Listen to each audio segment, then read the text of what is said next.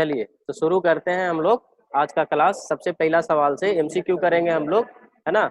MCQ में सारे वैसे सवाल हमने लिए हैं जो आपके काफी ज्यादा इंपॉर्टेंट है, और ये जो सवाल जो लिए हैं हमने स्पेसिफिक एक चैप्टर से लिए हैं जो कि आपका सरफेस फिनिशिंग है, जिसमें आपका लैपिंग होनिंग इससे रिलेटेड सवाल रहेंगे। आपके ज्यादा सवाल नहीं रहेंगे, 12 से 15 के बीच में आपके सवाल रहेंगे। सबसे पहला सवाल अगर हम देखें तो लिखा है कि लैब पर अब्रेसिव गाड़ने के लिए निम्नलिखित में से कौन सी प्रक्रिया की प्रयोग की जाती है। सवाल आपका है बाबू कि आपका जो भी लैपिंग टूल जो होता है उसमें जो हम लोग एब्रेसिव जो लगाते हैं, है ना, जिस प्रकार का भी एब्रेसिव लगा रहे हो, सिलिकॉन कार्बाइड का, एल्यूमिनियम कार्बाइड का, उस एब्रेसिव लगाने वाली प्रक्रिया को हम लोग क्या बोलते हैं, या उस पे नए एब्रेसिव चढ़ाने की प्रक्रिया को क्या कहते हैं, उस पे नए एब्रेसिव को गाड़ने की प्रक्रिया को क्या कहते हैं, ये आपका सवाल है। आपका पहला ऑप्शन है लैपिंग, दूसरा ऑप्शन है फिक्सिंग, तीसरा ऑप्शन है आपका चार्जिंग, और चौथा ऑप्शन है आपका टबिंग।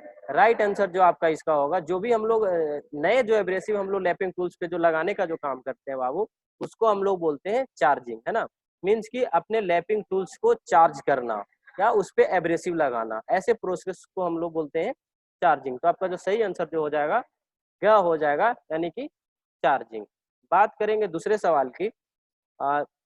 दूसरा सवाल है हमारा, लैपिंग प्लेट पर ग्रुप्स प्रदान करने के लिए निम्नलिखित में से कौन सा उद्देश्य है। ये सवाल है आपका कि लैपिंग प्लेट पर अगर आपको ग्रुप प्रदान करना है, ग्रुप्स बनाने हैं, तो उनमें से कौन सा उद्देश्य है, उसको करने का पर्पस क्या है आपका, ये आपका सवाल है।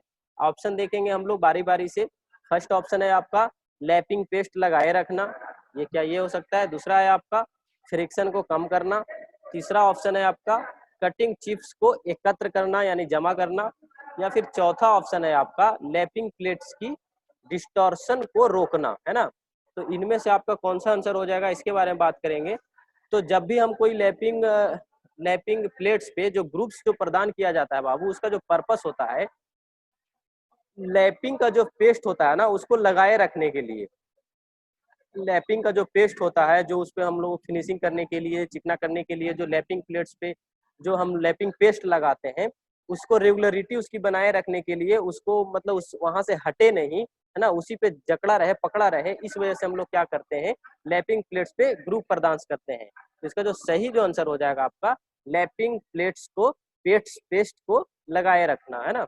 अब हम लोग बात करेंगे थर्ड नंबर सवाल की। तीसरा नंबर सवाल है हमारा कि एडजस्टेबल सिलेंड्रिकल लैप पर लंबाई में ग्रुप्स प्रदान करने के लिए निम्नलिखित में कौन सा उद्देश्य है। सवाल है आपका कि आपके पास कोई सिलेंड्रिकल एडजस्टेबल लैप है पर, और लंबाई में ग्रुप्स को प्रदान करने के लिए निम्नलिखित में से कौन सा उद्देश्य है आपका, ये सवाल है। मतलब कि कोई आपके पास एक सिलेंड्रिकल है, एडजस्टेबल सिलेंड्रिकल लैब है ना, और उसके पूरे लंबाई पर ग्रुप्स प्रदान जो किया रहता है या करते हैं, उसका उद्देश्य क्या है, पर्पस क्या है, ये सवाल है आपका। पहला ऑप्शन है आपका लैपिंग पेस्ट लगाए रखने के लिए। दूसरा है आपका प्रसार को प्रदान करने के लिए। प्रसार प्रदान मतलब कि उस पे प्रसार प्रदान मतलब कि एक पूरे लंबाई में आपका लैपिंग एब्रेसिव को प्रसार करने के लिए, मतलब कि बिखरने के लिए, मतलब यहाँ से लेके वहां तक लगातार लगे रहने के लिए, उसको बोलते हैं और प्रसार प्रदान करने के लिए। तीसरा ऑप्शन है आपका फ्रिक्शन को कम करने के लिए, घर्षण को कम करने के लिए।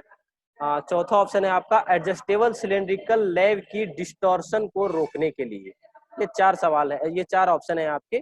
इनमें से जो सही जो आंसर हो जाएगा आपका प्रसार प्रदान करने के लिए, क्या हो जाएगा, प्रसार प्रदान करने के लिए। तो इसका जो सही आंसर हो जाएगा वो खा हो जाएगा, यानी कि बी आंसर हो जाएगा इसका सही आंसर। अब हम लोग बात करेंगे सबसे 4 नंबर सवाल की।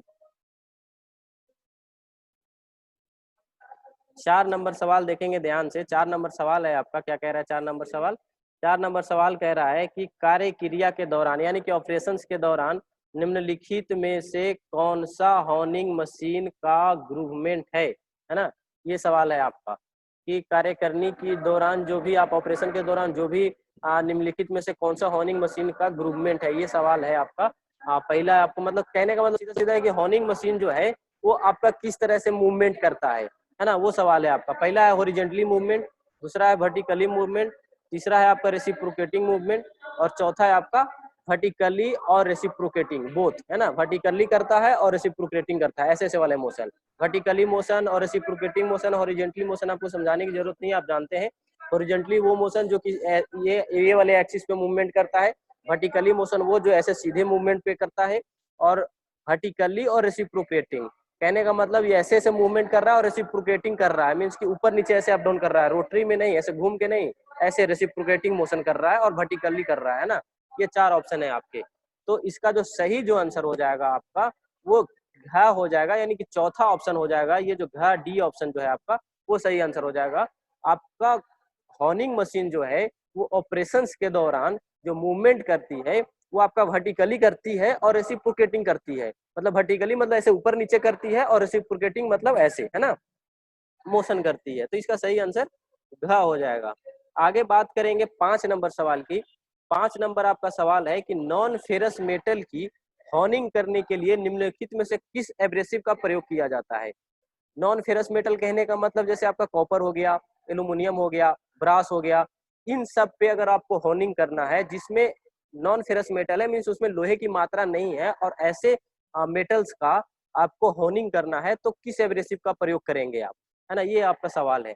पहला ऑप्शन है आपका एल्यूमिनियम ऑक्साइड, दूसरा ऑप्शन है आपका सिलिकॉन कार्बाइड, तीसरा है ऑप्शन आपका डायमंड, और चौथा ऑप्शन है आपका बोरोन कार्बाइड। इसमें से आप सही आंसर देख के बताइए हमको। 5 नंबर सवाल का जो आंसर जो होगा आपको बी आंसर हो जाएगा, है ना। इसका जो आंसर हो जाएगा वो बी आंसर हो जाएगा, silicon carbide. Non ferrous metal पे जो हम एब्रेसिव इस्तेमाल करते हैं वो हमारा सिलिकॉन कार्बाइड होता है, और नॉन फेरस जितने प्रकार के भी मेटल होते हैं नॉन फेरस में, चाहे कॉपर हो, एल्यूमिनियम हो, ब्रास हो, है ना, जो भी हो, उन सभी पे हम लोग जो एब्रेसिव में जो इस्तेमाल करेंगे वो सिलिकॉन कार्बाइड ही करेंगे। चलिए अगला 6 नंबर सवाल देखेंगे हम लोग। 6 नंबर सवाल है आपका टंगस्टन स्टील की हॉर्निंग करने के लिए। आपको पता है टंगस्टन जो है वो हार्ड मेटल होता है जिसका हम लोग कटिंग टूल्स बनाते हैं, है ना। तो टंगस्टन स्टील की हॉर्निंग करने के लिए निम्नलिखित में से कौन सा एब्रेसिव इस्तेमाल करते हैं। तो जैसा कि आपको पता है कि टंगस्टन तो ऑलरेडी बहुत ज्यादा हार्ड मेटल है, तो उसको कोई सॉफ्ट मेटल से कर नहीं सकते हैं ना, है ना।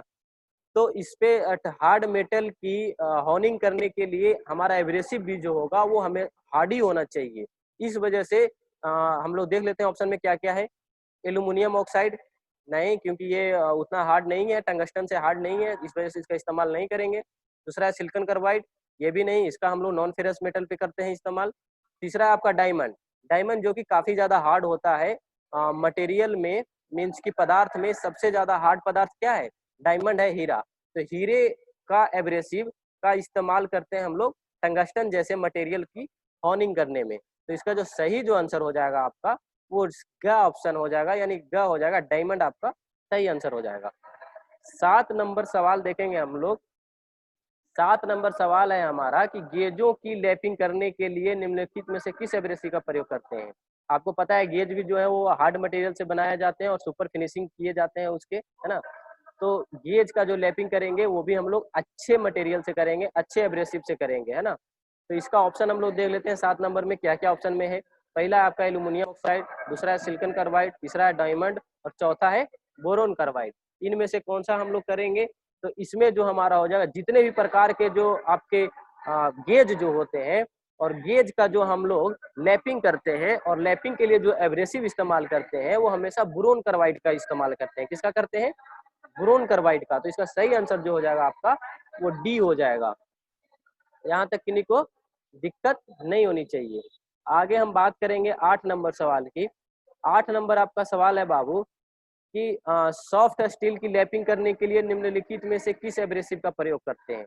ये आपका सवाल है। सॉफ्ट स्टील की लैपिंग करने के लिए मतलब कि जब भी अगर कोई सॉफ्ट प्रकार का स्टील है आपका, तो उस पर अगर आपको लैपिंग करनी है तो किस एब्रेसिव का प्रयोग करेंगे, ये आपका सवाल है। पहला आपका ऑप्शन है एल्यूमिनियम ऑक्साइड, सिलिकॉन कार्बाइड, दूसरा ऑप्शन, तीसरा ऑप्शन डायमंड, और चौथा ऑप्शन बोरोन कार्बाइड। तो डायमंड और बोरोन का तो करेंगे नहीं, क्योंकि डायमंड बहुत ज्यादा हार्ड होता है।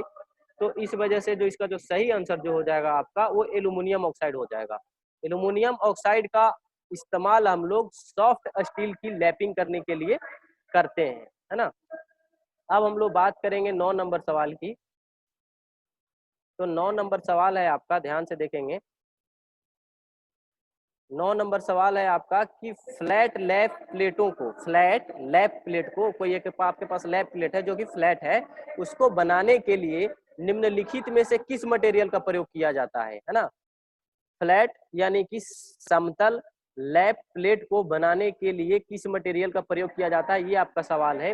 पहला ऑप्शन है माइल्ड स्टील का, दूसरा है हार्ड कार्बन स्टील का, तीसरा है क्लोज्ड ग्रेन्ड कास्ट आयरन का, और चौथा है आपका क्रोमियम स्टील का।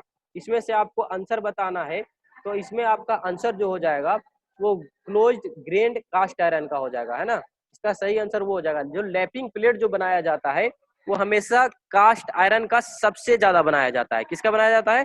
कास्ट आयरन का सबसे ज्यादा लैपिंग प्लेट बनाया जाता है ना। तो क्लोज ग्रेन्ड कास्ट आयरन इसका आपका सही आंसर हो जाएगा।